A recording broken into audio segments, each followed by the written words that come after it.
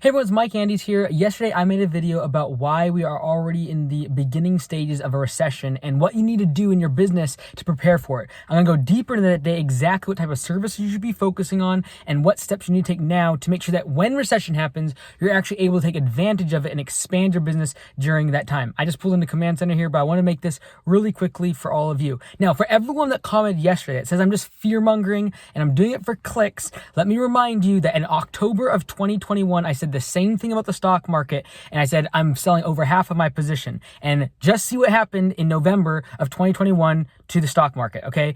And then literally 2 weeks ago, I said I'm going back in relatively heavily and see what the stock market has done in the past 2 weeks. We're up over $200,000, and I'm selling that now in order to take those gains. Like, you've got to follow economic trends. I've said this time and time again. I don't care if you're doing lawn care, landscaping, if you're building fences, if you're a contractor, you need to learn about economics because these are the tides that move labor. These are the tides that move the cost of materials. So if you're saying, well, I'm just a landscaper, I don't care. I'm not going to focus on, what's happening in the labor economy. I'm not going to focus on unemployment or stimulus checks or what's happening with the Fed rates being raised and mortgage rates right now.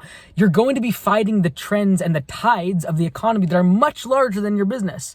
The GDP of the United States is trillions of dollars. Why would I fight that with my couple $1 million business? Like, it's not worth it. Or even if you're smaller, like, you've got to focus on these things and at least pay attention, educate yourself on them. So as we head into recession, we are going to be heading in the next 12 to 18 months. Now, again, like I said yesterday, if the war in Ukraine ends tomorrow, if all of a sudden supply chains ease up, if the Fed immediately hikes rates and then cuts it quickly, that could all kind of solve these problems. I don't think any of those things are happening immediately, and that's why I believe very confidently there's going to be a recession in the next 12 to 18 months. I do not feel it's going to be as bad as 2008, nor is it going to be as prolonged, simply because the debt that people have out now is more secured. They have higher credit scores. They're much more qualified. However, how would I prepare my business for it now? Number one, like I said yesterday, pay off debt. Now, when I say that, I'm saying pay off loans that have a variable interest rate. They go up as the Fed is going to increase the rates at the Federal Reserve.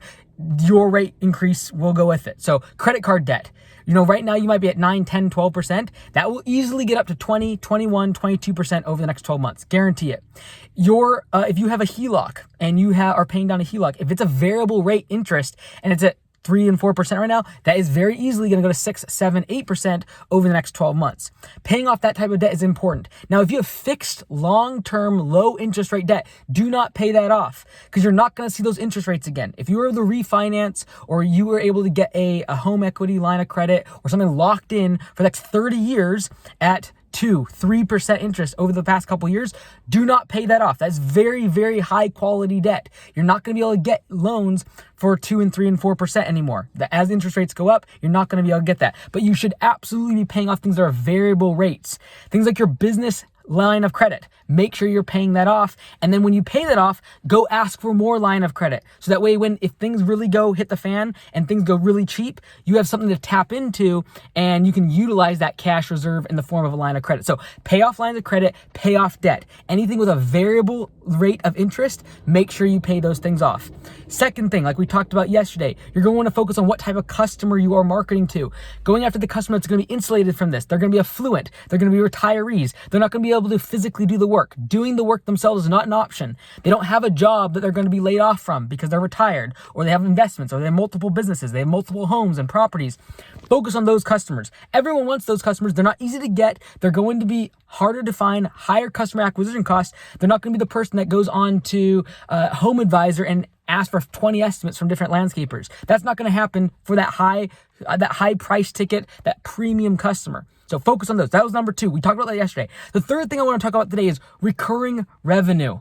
All right. Since 2008, 2009, hardscaping and projects has done very well. I believe it's going to for the next 6 to 12 months. But when we hit recession, and I think this recession will be abbreviated, it might be only 6 or 12 months long, but where the Fed has to raise rates to the point where we get inflation under control. But that's going to be a very painful period of time, and people are not going to be spending money discretionary income. So when it comes to a paver patio, a fireplace, an arbor, a row of trees in their backyard, these are most of the time discretionary income. income. Now, of course, we want to go after customers that are going to be insulated from a recession. However, even someone who has investments is going to spend less money if they have the ability to save that money during a recession, because if they're smart, they're probably going to invest that money when everything is really cheap in the form of equities and real estate and buying things for pennies on the dollar. They're not going to be doing it on things like a paver patio or a retaining wall, or a pond in their backyard, or a koi fish pond, and all the other cool trinkets that they want to put around their property. When their value of that property, that real estate, is going down, they're less likely to invest back into it, because they're less likely to be able to refinance and get home equity lines of credit to fund the deck, the fence, those home improvements. So the past 12, 13 years in landscaping, it has been killer awesome for anyone that does excavation, tree work, any sort of project-based work, and really focusing on that. There's a reason why from day one at Augusta Lawn Care, we track with our franchisees on our coaching calls, we track what percentage of your revenue is coming from recurring revenue versus one-time jobs and projects. And so right now, if you look at your revenue and 90% of it's coming from one-time jobs and projects, I highly recommend you try to focus on some sort of recurring revenue. And some people are like, well, I'm never going to mow lawns. So forget that. I'm not going to. That's fine. If you're doing landscaping and hardscaping, can you sell an annual package where you come back and you reseal the concrete? Can you come back and sell a package where every month you come back and maintain the bushes that you installed, the landscaping that you installed, the fish in the pond? Like, can you clean out the pond, like sell it a recurring revenue type package, so that way you can predictably know how much income you're going to have. Because once someone's installed that pond, they're going to want to make sure it's clean. They're going to need to maintain the thing they've already invested in, but they're not going to install a new one. So I highly recommend you focus on recurring services and maintenance of project-based work. It doesn't matter what type of work you're in when it comes to home improvement. You can always find a way to take the projects you install and then upsell the customer on our package to maintain that project. And you can sell a warranty if you're putting in hot water furnaces, if you're putting in any sort of maintenance or mechanical device, AC units inside of a home. Yes, you can do the installation, but why not sell a warranty? Why not sell a maintenance program when you come back annually and check up on it? Building that recurring base of revenue is the thing that's going to be the most sustainable during a recession. When discretionary income dives, people will not spend as much money on projects, but they will maintain the assets and the things around their house to make sure that they're at least working. This is why during a time of recession, used car prices get elevated, because no one buys new cars. They go take their used cars and they try to fix them up. They try to repair them, and automotive and mechanics do really well in recession because people are trying to extend the lifespan of their vehicle. The same thing is true with home improvement. So I highly recommend right now, focus on how can you increase the recurring revenue percentage of your revenue every single month. When you're first getting started, you're growing your business, recurring revenue grows like a trickle. It trickles in. So don't expect to switch everything over tomorrow. But what you can do is start working on that trickle and know that, hey, if you just got started, if your business is growing really fast, probably 60-70% of your revenue is coming from project-based work.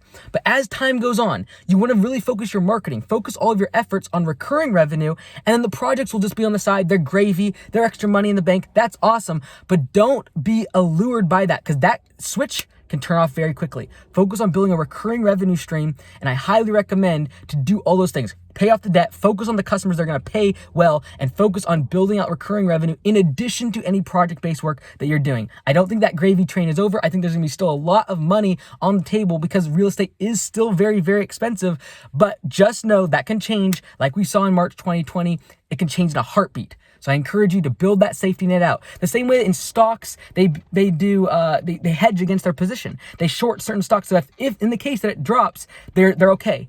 If you're doing a bunch of project-based work and a bunch of big paver installations and hardscaping, just hedge your position.